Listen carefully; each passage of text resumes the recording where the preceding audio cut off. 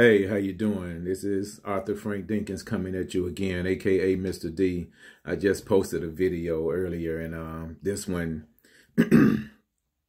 is something that I had written while I was in the bathroom the other day. I was shaving my head, and it just said, "I am not a what," and you're not a what. You are who.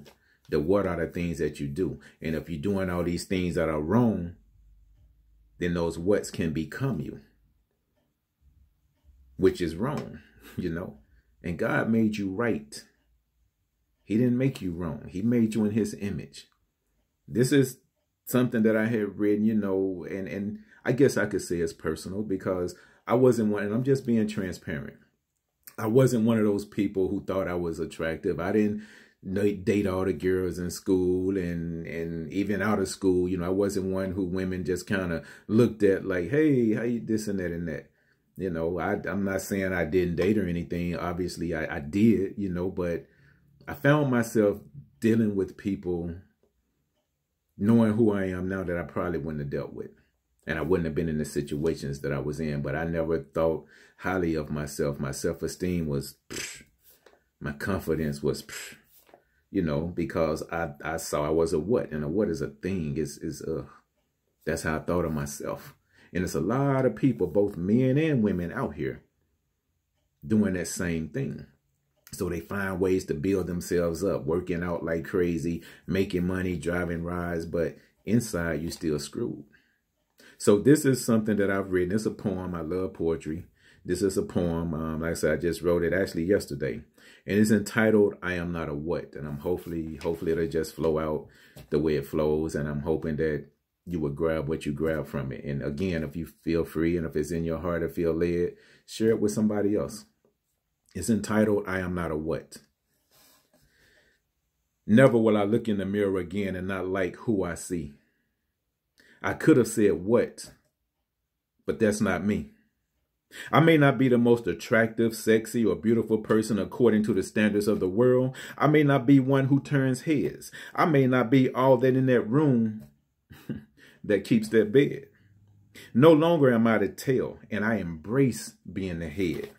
I may not be all that you say, feel, or think I should be, but I am me. I, from this moment on, will love and appreciate me. No longer will I be subjected to your finite level of thinking. You're a rebel with no cause who hides behind the rudiments of your world, which is empty and full of superficiality and narcissism as you hang out with them. I look to the one who is him, which is I am, who said, and I ask you to listen to this carefully. I am fearfully and wonderfully made, and so are you.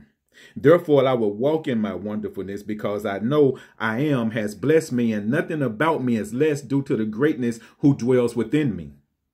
What I used to see when I looked in the mirror was pain, hurt, and shame.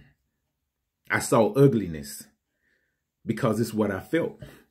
I allowed others to beat me down so they could feel lifted up. But I've come to realize that even though they seem to be happy and hanging with the in crowd with their sculpted bodies and masks they wore while drinking, sexing, using drugs, partying themselves into a blissful state of oblivion, they were right there next to me, pleading for help.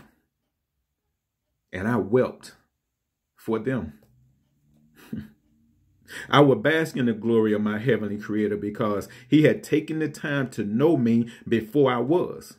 And he made me as I am, which is perfect as he is. I am the child of the Most High. Therefore, I stand and see the uniqueness of me.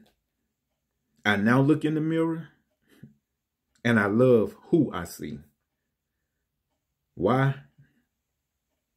Because I am not a what. I am a who. And who I am is who he is. I strive for that daily. And remember, oneness is key.